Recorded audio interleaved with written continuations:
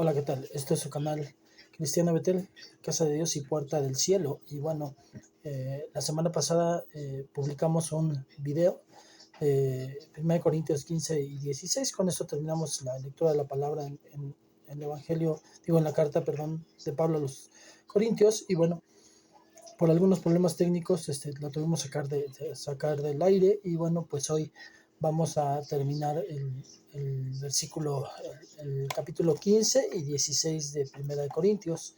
Y bueno, dice la palabra de Dios. Vamos a poner este tiempo primero en manos de nuestro Señor Espíritu Santo. Y dice la palabra: ahora os hago saber, hermanos, el evangelio que os prediqué, el cual también recibisteis, en el cual también estáis firmes, por el cual también sois salvos, si retenéis la palabra que os prediqué, a no ser que hayáis creído en vano.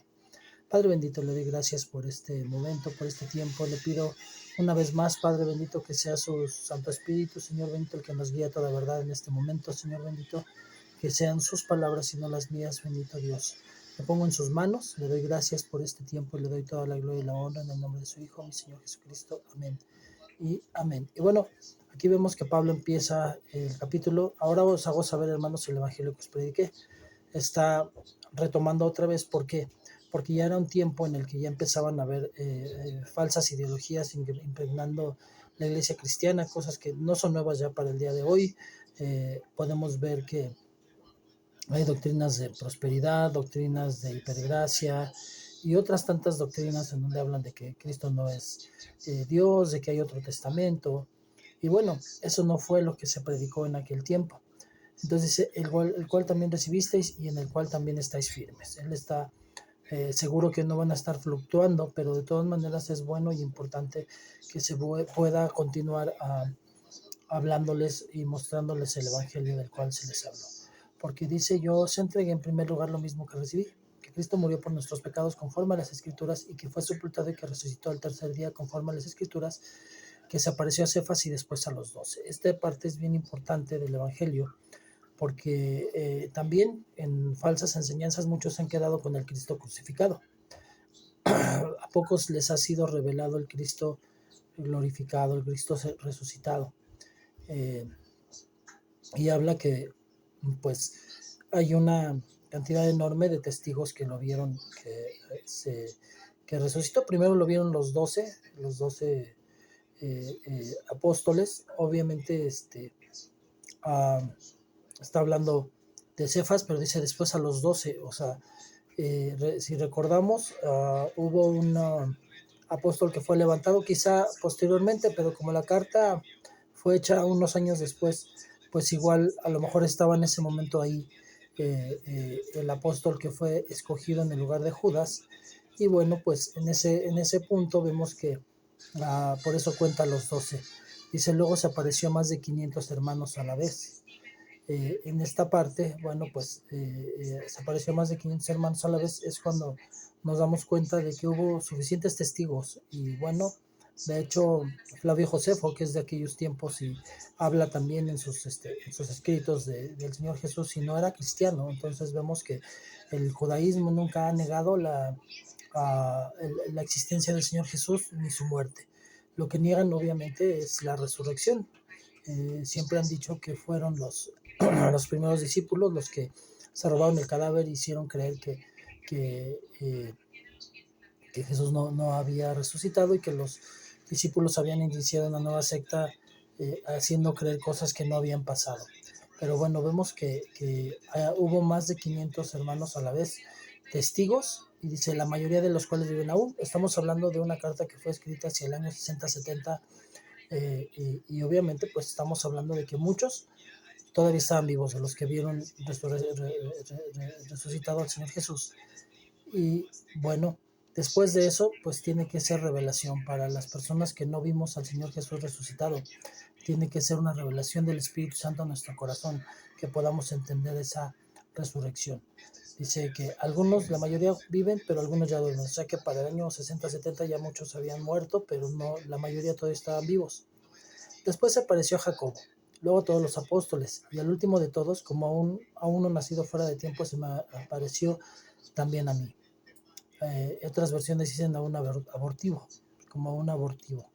se refiere de esa manera. Por eso dice aún no nacido fuera de tiempo.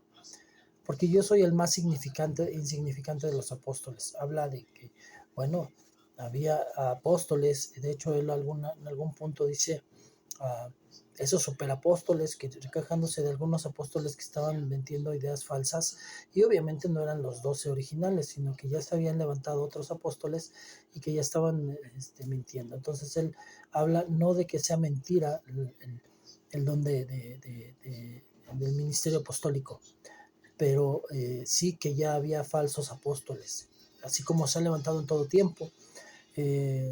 Algo que yo puedo ver es que en los ministerios, el principal ministerio en el Antiguo Testamento, porque obviamente no existía el de apóstol, bueno, vemos que está el de profeta, que ha sido permanente, y vemos que con Micaías, tanto como en la situación que tuvo Elías con los 400 profetas, eran 400 a uno. Entonces eso nos muestra, cuando Dios dice 2 veces algo, lo confirma. Y entonces vemos que la realidad es que puede haber 400 falsos cuando hay uno solo verdadero. Entonces vemos aquí que en esta parte podemos ver que uh, igualmente puede pasar o puede estar pasando con apóstoles y los demás ministerios. Es una realidad que quizás haya 400 falsos y solamente uno verdadero. Por eso vemos que la iglesia cristiana está impregnada de mentiras, de falsas teologías. Por eso el Señor, el apóstol Pablo insistía en que se leyeran las escrituras diariamente. Dice que los de Berea eran más uh, uh, estaban más metidos en la palabra, utiliza otra palabra, pero eso es lo que quiere decir, que tenían más hambre del alimento espiritual que los de Tesalónica. Dice, leían diariamente las escrituras para ver si era cierto lo que les enseñaban. Entonces, bueno, dice, yo no soy digno de ser llamado apóstol, pues perseguí a la iglesia de Dios. Como sabemos, Pablo fue un hombre que asesinó a muchos cristianos, torturó a otros tantos, estuvo presente en la muerte de otros muchos, estuvo en la muerte de Santiago, el primer mártir cristiano. Dice, pero por gracia de Dios soy lo que soy, y su gracia para conmigo no resultó vana. Eso es la parte importante. No importa qué hayamos pasado o hecho o sido, vemos que su gracia no puede resultar vana. Dice, antes bien he trabajado mucho más que ellos, aunque no yo, sino la gracia de Dios en mí. Primero tenemos que entender que para poder hacer también apologética, bueno, pues de alguna manera tiene que haber un trabajo que nos respalde para esta apologética. Y en segundo, entender que no somos nosotros, o sea, tener la humildad de entender que el Señor Espíritu Santo utiliza al quien Él quiere. Finalmente hay una escritora que dice y de hecho en un próximo devocional que vamos a hablar de esa escritura en donde dice yo tendré misericordia de quien tendré misericordia, y esa es la soberanía de Dios. Muchas veces mucha gente dice, es que este hombre, ¿por qué es utilizado? Ve sus acciones, ve lo que hace, tiene orgullo, tiene soberbia, ¿y por qué es utilizado? Bueno, eso lo vamos a explicar más ampliamente en un devocional para los que pueden estar viendo los devocionales que compartimos todas las mañanas. Pero la realidad es esa, cuando dice yo tendré misericordia de quien tendré misericordia, esa es su libertad. Y quizás tú estés señalando o juzgando a un hijo de Dios que está siendo utilizado por el Señor, y tú no entiendes que Dios tiene un propósito y que dice, yo tendré misericordia de quien tendré misericordia, yo utilizaré al que yo quiera utilizar. Esa es la soberanía de Dios, que Él conoce los corazones. Y entonces tenemos que entender que precisamente quizás no seamos los más aptos, los mejores para hacer el trabajo que se nos fue llamado a hacer, pero es la gracia de Dios que vive en nosotros la que nos permite servir y trabajar para el Señor. Sin embargo, dice, haya sido yo o ellos, así predicamos y así creísteis. Está hablando de que finalmente a lo mejor habrá algunos que todavía están de contenciosos o ya están dividiendo la iglesia, pero que finalmente hablaron, porque es la base, aun cuando haya contumaces, mentirosos, apóstatas dentro de la fe, para poder seguir diseminando mentiras en la iglesia cristiana, pues se tiene que sostener una base, y la base es la resurrección de Cristo. Si no existe esa base, no existe iglesia cristiana. Entonces, ese es el punto, que aún las iglesias falsas tienen que aceptar la resurrección de Cristo, aunque metan mentiras en otras cosas, porque esa es la base. Sin la resurrección de nuestro Señor Jesucristo no existiría la iglesia cristiana. Versículo 12. Ahora bien, si se predica que Cristo ha resucitado de entre los muertos, ¿cómo dicen algunos de vosotros que no hay resurrección de los muertos? O sea, dentro de la misma iglesia ya se empezaba a hablar de que no hay resurrección de los muertos, que no iba a haber una resurrección de los muertos. Y si no hay resurrección, dice Pablo, de los muertos, entonces ni siquiera Cristo ha resucitado. Si no hay resurrección de muertos, entonces Cristo tampoco resucitó. Y es ser alguien corto de vista, porque si vemos, dice que cuando Eliseo, cuando caían cadáveres de donde estaba Eliseo, resucitaban. O sea, hubo resurrecciones en el Antiguo Testamento, finalmente. Entonces, también la niña que Elías resucitó, no, perdón, el niño, porque fue una niña la que resucitó Pablo, pero Elías resucitó a un niño. Entonces hubo resurrecciones en el Antiguo Testamento, y es imposible que puedan decir que no hay resurrección. Y si Cristo no ha resucitado, vana es entonces nuestra predicación y vana también en nuestra fe. Sería una falacia, una tontería el ser cristiano, porque pues si Jesús no resucitó, pues esa es la base de nuestra fe, pues no existiría la iglesia cristiana. Aún más, somos hallados testigos falsos de Dios porque hemos testificado contra Dios que Él resucitó a Cristo, a quien no resucitó, si en verdad los muertos no resucitan. Pues si los muertos no resucitan, entonces ni siquiera Cristo ha resucitado. Y si Cristo no ha resucitado, vuestra fe es falsa, todavía estáis en vuestros pecados. Hoy precisamente hablaba en el devocional de que Moisés, cuando pidió la presencia de Dios y le pidió que le mostrara su gloria, vemos en el entendimiento que gloria también es el entendimiento de salvación y del nombre del Salvador. Entonces, obviamente que Moisés tuvo una revelación. Por eso no es nuevo cuando se tuvo un encuentro con Jesús, que habló con Jesús en la transfiguración, porque ellos ya se conocían, porque le fue revelado a Moisés. Entonces necesita hacer una revelación para los que creen realmente en la resurrección de Cristo. Tiene que ser revelado, no solamente platicado o comprendido, sino tiene que ser revelado. Y dice, y si Cristo no ha resucitado, vuestra fe es falsa, todavía estás en vuestros pecados. Entonces, aún Moisés entendió eso, y hoy hay muchas personas que no pueden entender por revelación el significado de la resurrección de Cristo. Entonces, también los que han dormido en Cristo han perecido. O sea, de nada sirve que te hayan compartido la fe y de que te hayas esforzado dejando las cosas que te agradan del mundo para vivir de una manera cristiana si no hay salvación. Si hemos esperado en Cristo para esta vida, solamente somos de todos los hombres los más dignos de lástima. Si el Señor Jesús no resucitó y nosotros estamos plantados en una iglesia que no tiene bases porque no hay resurrección, pues pero si es al revés, si es al contrario, ese es el punto. Precisamente la diferencia la hace el que las personas que piensan que no pasa nada, que no hay infierno o que no hay otro lado, que nada más se vive aquí, si mueren, bueno, pues no pasa nada, ¿no? Si fuera real lo que ellos dicen, no están arriesgando nada. Pero si es verdad lo que nosotros predicamos, sí están arriesgando la vida eterna. Esa es la diferencia, que nosotros no nos estamos arriesgando, porque no por obras para que nadie se gloríe, no hay ninguno que sea increíble y no lo somos, no somos perfectos delante de Dios, pero tenemos la salvación por la gracia de Dios y porque Él es el que nos guía hacia ella. Cristo, garantía de resurrección. 20. Mas ahora Cristo ha resucitado de entre los muertos, primicias de los que durmieron, porque ya que la muerte entró por un hombre, también por un hombre vino la resurrección de los muertos. Porque así como en Adán todos mueren, también en Cristo todos serán vivificados. Obviamente la muerte entró por Adán, pero no fue una muerte como alguien que envenena ni se muere inmediatamente, sino que obviamente vino antes de Adán. El hombre era eterno, no había envejecimiento, no había cansancio y no había enfermedad. Cuando él comió del fruto, desobedece a Dios, y entonces viene la enfermedad, el cansancio y la muerte, y obviamente viene la muerte espiritual. A eso también se refiere esta parte. Entonces, por un hombre entró la muerte, que es la muerte física y la muerte espiritual. pero también por un hombre vino la resurrección de los muertos. Obviamente el bautismo, la resurrección espiritual y la resurrección de los muertos en el día final para juicio y para eternidad.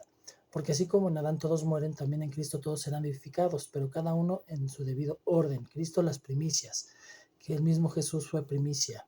Por eso también aquí es un tema muy importante, porque lo está tocando Pablo, no yéndose directamente precisamente al punto de lo que son las primicias, pero Cristo, Dios dio primicia, dio lo primero y lo mejor a Cristo para que nosotros fuéramos salvos.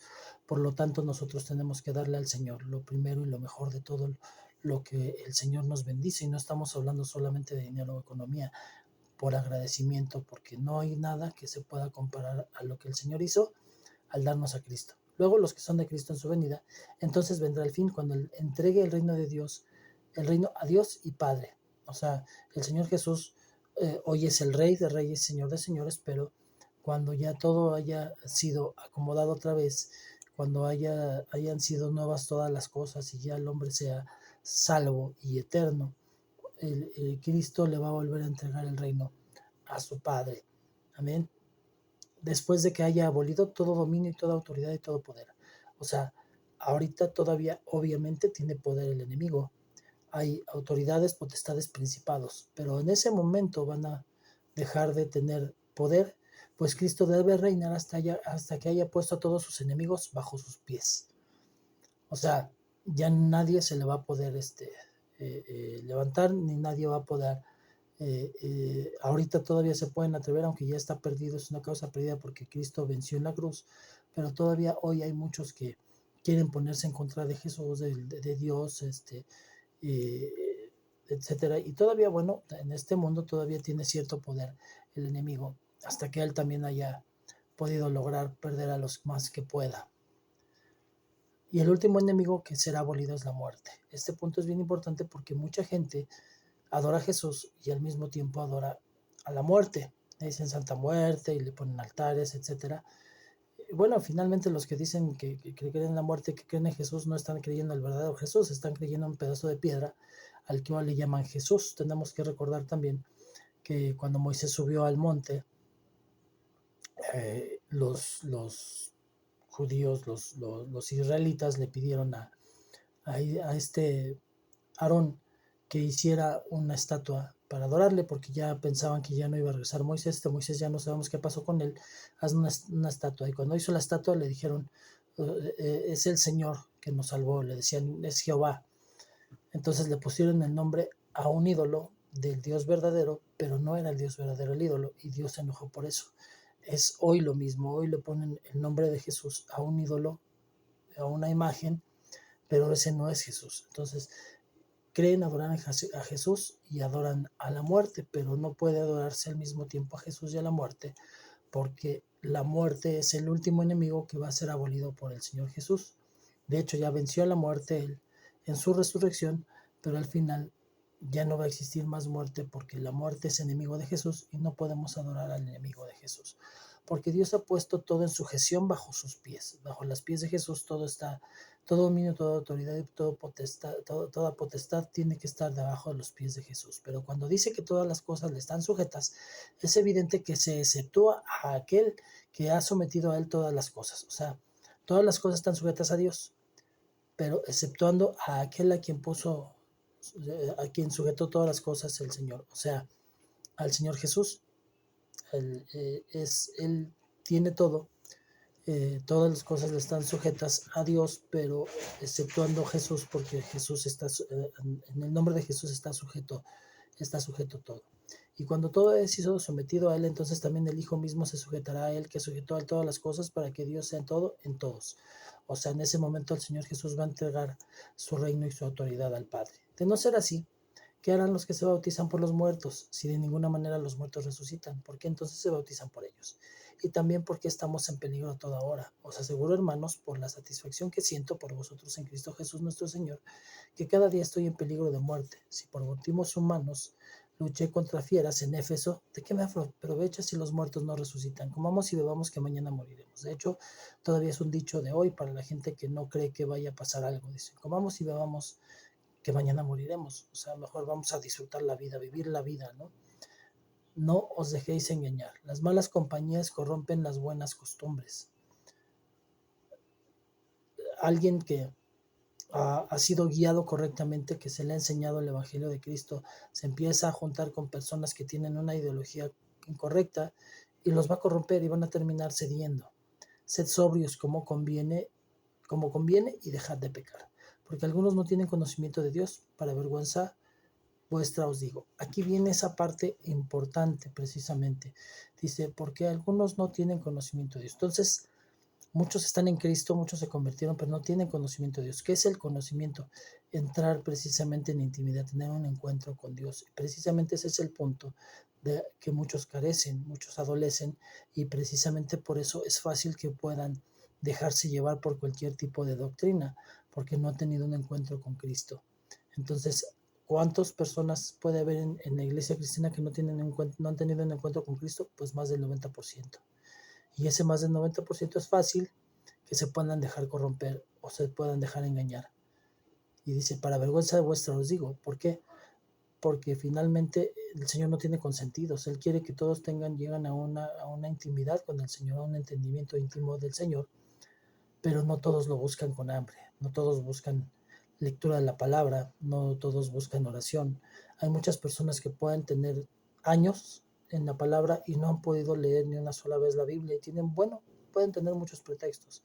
La realidad es que el tiempo que podemos utilizar para estar viendo televisión, una novela, estar platicando o estar visitando a alguien, etcétera, podríamos haberlo utilizado para eso y poder tener un mejor conocimiento de Dios y que Dios viera el hambre que realmente tenemos de conocerle para que Él pueda tener un encuentro con nosotros y entonces precisamente tener un conocimiento, tener verdadero conocimiento de Dios.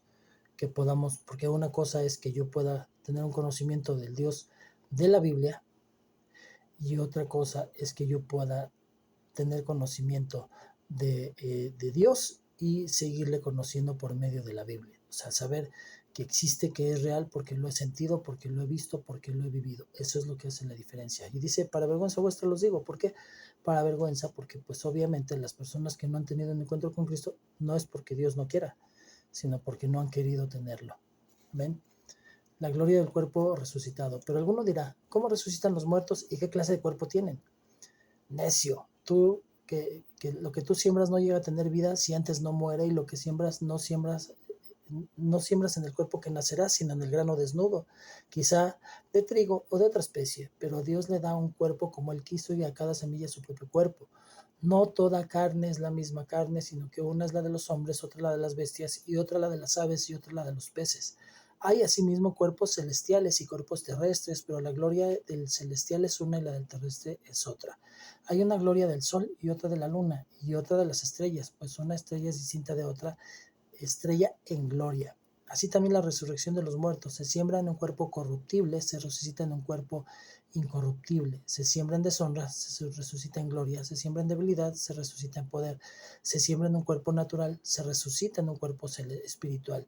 Si hay un cuerpo natural, hay también un cuerpo espiritual. Así también está escrito: el primer hombre, Adán, fue hecho alma viviente. El último Adán, espíritu que da vida. Sin embargo, el espiritual no es primero, sino el natural, luego el espiritual. O sea, primero la semilla y después el fruto. El primer hombre es de la tierra, es terrenal. El segundo hombre es desde el cielo. Como es terrenal, así son también los que son terrenales. Y como el celestial, así también los que son celestiales. Y tal como hemos traído la imagen del terrenal, traeremos también la imagen del celestial. ¿Qué quiere decir esto? Bueno, pues obviamente que para aquellos que todavía tienen la idea de que está prohibido quemar un cuerpo y hacerlo cenizas, porque dicen, ¿y entonces en qué cuerpo va a resucitar? Pues no vamos a resucitar en este cuerpo. Cuando yo muera, Dios me va a dar un cuerpo nuevo, uno renovado, uno diferente y uno espiritual, que ya no va a envejecer, ni a cansarse, ni a tener enfermedad, ni va a tener muerte. O sea, no puede regresarme a un cuerpo corruptible, a un cuerpo pecaminoso y sucio. No lo va a hacer. O sea, ese lo va a desechar y Dios me va a dar un cuerpo espiritual. Primero es la semilla, y la semilla tiene que morir para que nazca el fruto, pero el fruto sale de la semilla, pero no es la semilla, y crece. y es mucho más grande que la semilla. Así es también el hombre cuando llega a su cuerpo espiritual. La victoria final sobre la muerte. Y esto os digo, hermanos, que la carne y la sangre no pueden heredar el reino de Dios. Obviamente, si la carne y la sangre no pueden heredar el reino de Dios, esta carne, este cuerpo corruptible, no puede heredarlo. Solamente va a ser mi alma y mi espíritu. Ni lo que se corrompe hereda lo incorruptible. He aquí os digo un misterio: no todos dormiremos, pero todos seremos transformados. O sea, algunos seremos arrebatados, pero otros vamos a morir. No sabemos quién, solamente Dios lo sabe, pero todos seremos transformados. O sea, no nos vamos a quedar con este cuerpo, sino vamos a tener un cuerpo espiritual. En un momento, en un abrir y cerrar de ojos, la trompeta final, pues la trompeta sonará y los muertos resucitarán incorruptibles y nosotros seremos transformados. Dios les dará otro cuerpo, porque obviamente no va a volver a juntar de la tierra el cuerpo para volver a ser material. El cuerpo va a ser espiritual, no es lo mismo. Porque es necesario que esto corruptible se vista de incorrupción y esto mortal se vista de inmortalidad. Pero cuando esto corruptible se haya vestido de incorrupción y esto mortal se haya vestido de inmortalidad, entonces se cumplirá la palabra escrita: devorada ha sido la muerte en victoria. ¿Dónde está, oh muerte, tu victoria? ¿Dónde, oh sepulcro, tu aguijón? Y si ya está perdida la muerte, no podemos adorar. Nosotros nos vamos con el ganador, no con el perdedor. El aguijón de la muerte es el pecado, y el poder del pecado es la ley. Pero a Dios gracias, que nos da la victoria por medio de nuestro Señor Jesucristo. Por lo tanto, mis amados hermanos, estad firmes, constantes, abundando siempre en la obra del Señor, sabiendo que vuestro trabajo en el Señor no es en vano. Amén. Bueno, vamos a continuar con el capítulo 16. Vamos a continuar con el capítulo 16 y dice la palabra de Dios en el versículo 16: ofrenda para los cristianos de Jerusalén. Ahora bien, en cuanto a la ofrenda para los santos, haced vosotros también como instruía a las iglesias de Galacia, que el primer día de la semana cada uno de vosotros aparte y guarde según haya sido prosperado, para que cuando yo vaya no se recojan entonces ofrendas. Aquí está hablando solo de la ofrenda, pero obviamente estamos hablando de que existe ofrenda, diezmo y primicia, ya lo hablamos. Aquí él se refiere a la ofrenda que se hacía precisamente para los pobres y que él llevaba a las iglesias más pobres. Dice: y cuando yo llegue enviaré cartas a quienes vosotros hayáis designado para que lleven vuestra contribución a Jerusalén, que Jerusalén era la iglesia obviamente madre, la que administraba, y obviamente era una de las iglesias más pobres de toda la iglesia cristiana. Y si es conveniente que yo también vaya, irán conmigo. Iré a vosotros cuando haya pasado por Macedonia, pues voy a pasar por Macedonia. Y tal vez me quede con vosotros y aún pase allí el invierno, para que me encaminéis hacia donde haya de ir. Pues no deseo veros ahora solo de paso, porque espero permanecer con vosotros por algún tiempo, si el Señor me lo permite. Me quedaré en Éfeso hasta Pentecostés, porque se me ha abierto una puerta grande para el servicio eficaz y hay muchos adversarios. Estamos hablando de cuando precisamente él sembró, hizo crecer y fortaleció la iglesia de Éfeso. Vemos que hay una carta de Pablo hacia los Efesios, porque él fue el padre de esa iglesia, el que la sembró. Pero bueno, regresando precisamente, por eso precisamente dice el primer día, no dice el último, dice el primer día de la semana sembramos, porque a Dios no le damos lo último, sino lo primero y lo mejor. Esa es la principal razón por la cual nosotros los cristianos nos reunimos el primer día de la semana. Por eso se hace así, porque nosotros también le damos primicia, lo primero y lo mejor al Señor. Bendecimos el domingo para que Dios nos bendiga toda la semana. Entonces, no le vamos a dar lo último. Finalmente, nunca fue abolido. Eso sí tenemos que tener el entendimiento a eso. El Shabbat nunca fue abolido. El día de descanso es importante para Dios, pero no es un día específico. Ahora, sino que Dios te da un descanso porque sabe que tu cuerpo está en un cuerpo corruptible, que se cansa, que se enferma y que tiene necesidad de descanso, y entonces tienes que disfrutar de ese descanso. Pero el sábado, la costumbre dice que también Jesús tenía por costumbre ir a la sinagoga, y en la sinagoga los sábados, todavía hoy, a las 12 del día se lee una porción de la palabra, que es lo que hacemos aquí, y se da un comentario, que es lo que hacemos aquí.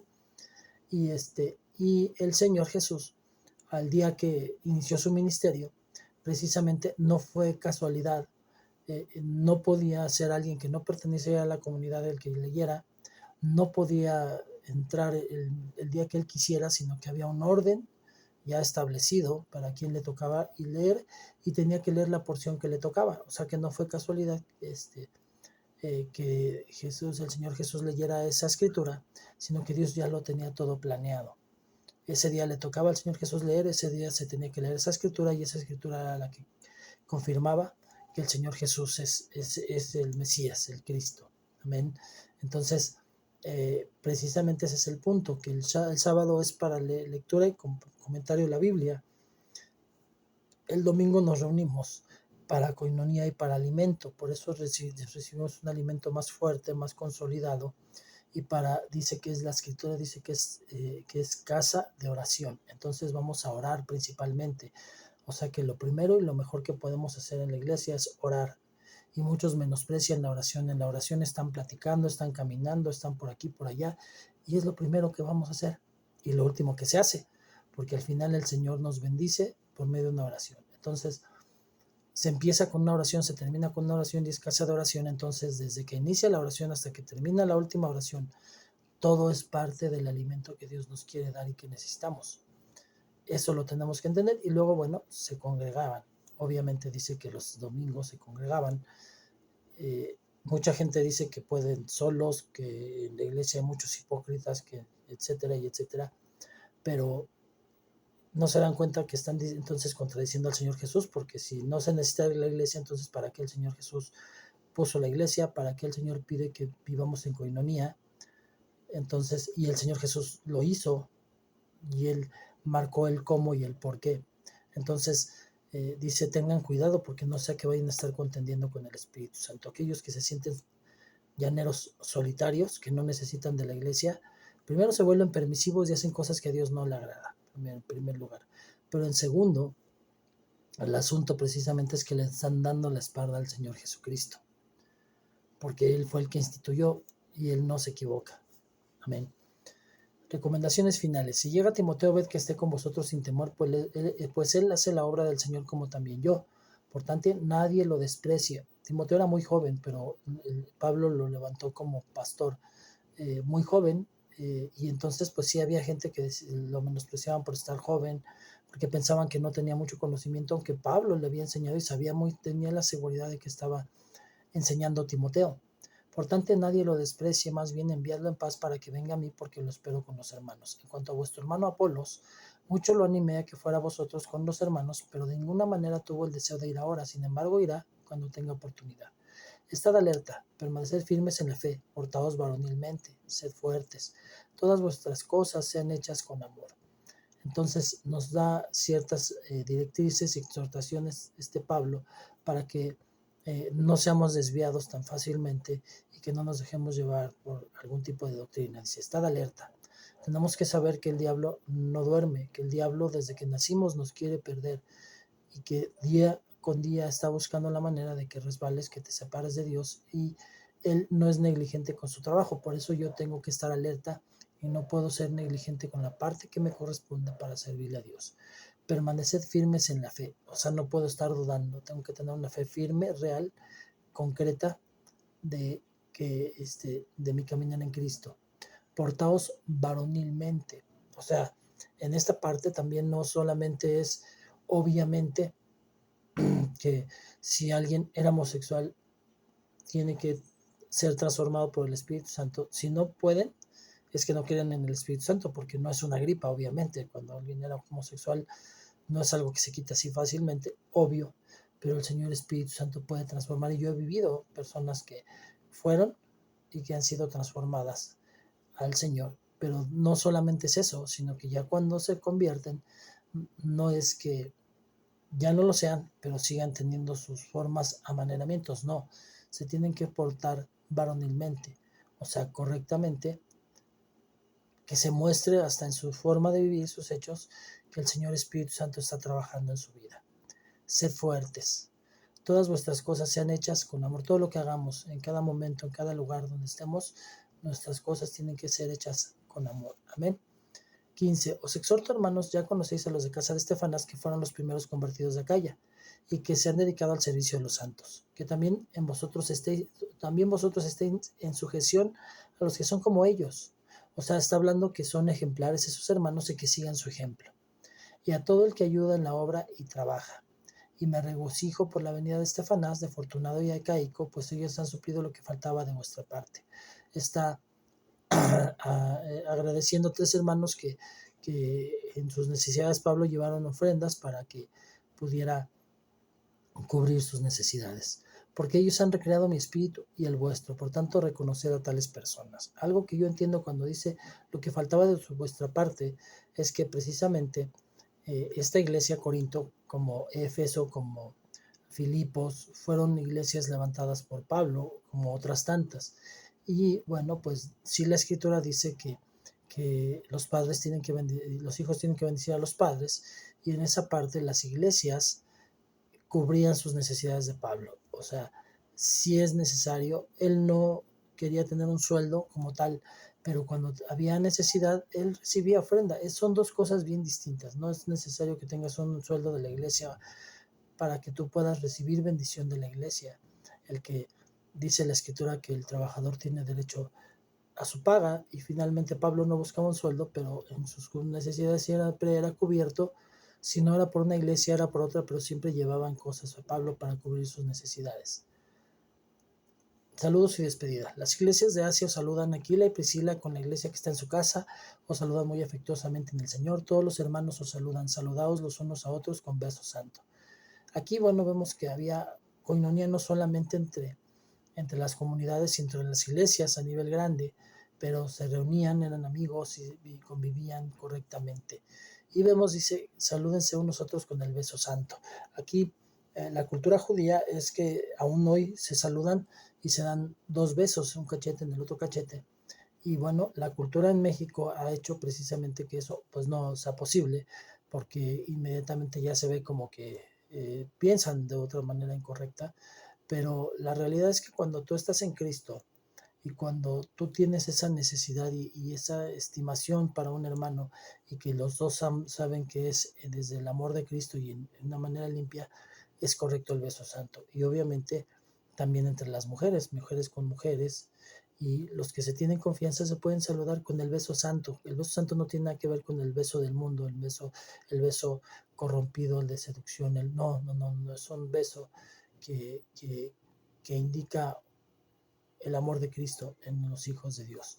Esto os saludo con mi puño y letra, dice Pablo. Si alguno no ama al Señor, que sea anatema. Maranata, la gracia del Señor Jesús sea con vosotros, mi amor sea con vosotros en Cristo Jesús. Amén. Pablo tenía la costumbre de firmar de su puño y letra sus cartas, por eso la carta de Hebreos es dudoso que sea de Pablo, no sea, oficialmente no se ha dicho que la escribió Pablo, aunque es el estilo de Pablo, pero no está firmada de su puño y letra. Entonces, eso es lo que hace la diferencia, y por lo tanto, los eruditos están más acercados a pensar que fueron discípulos por el estilo y por lo cercano que era Timoteo. Yo más atrevo a pensar, no es doctrina, solamente es mi forma de pensar personal, pero el más cercano que tenía era Timoteo, y pudo haber sido Timoteo el que escribió al estilo de Pablo lo que Pablo le enseñó, pero él era también una persona humilde que no quiso poner su nombre, porque él sabía que todas las enseñanzas venían de Pablo, todo lo que él había aprendido. Yo en lo personal pienso eso, pero finalmente los eruditos saben que fue un discípulo de Pablo o varios los que redactaron la carta a los hebreos. Y bueno, dice Maranata, Maranata quiere decir ven Jesús, estamos todos los cristianos, estamos esperando el regreso de Jesús. Entonces cuando nosotros vemos que las señales se ven, en vez de ser temor, terror, para nosotros es alegría, porque sabemos que el Señor Jesús ya viene. La gracia del Señor Jesús sea con vosotros, mi amor sea con vosotros en Cristo Jesús. Amén. Bueno, pues hasta aquí terminamos. Vamos a darle gracias a Dios por este tiempo, Padre bendito. Gracias por la oportunidad de leer y comentar, Señor bendito, esta escritura. Gracias porque usted es el que nos permite que podamos compartir la palabra, Señor bendito, y gracias porque yo sé que esta palabra tiene que ser de bendición, Padre bendito, porque la palabra sirve para crecer, para conocerle, para entender las cosas que tenemos que entender, Señor bendito. Tiene que ser de exhortación, consolación y edificación para su pueblo. Padre, le doy gracias, Padre bendito, que siga usando este vaso, que siendo imperfecto, Padre bendito, usted me sigue dando esa oportunidad, ese privilegio. Le amo con todo mi corazón, le doy toda la gloria y la honra. Le pido que bendiga a cada una de las personas que han escuchado esta lectura, Padre bendito.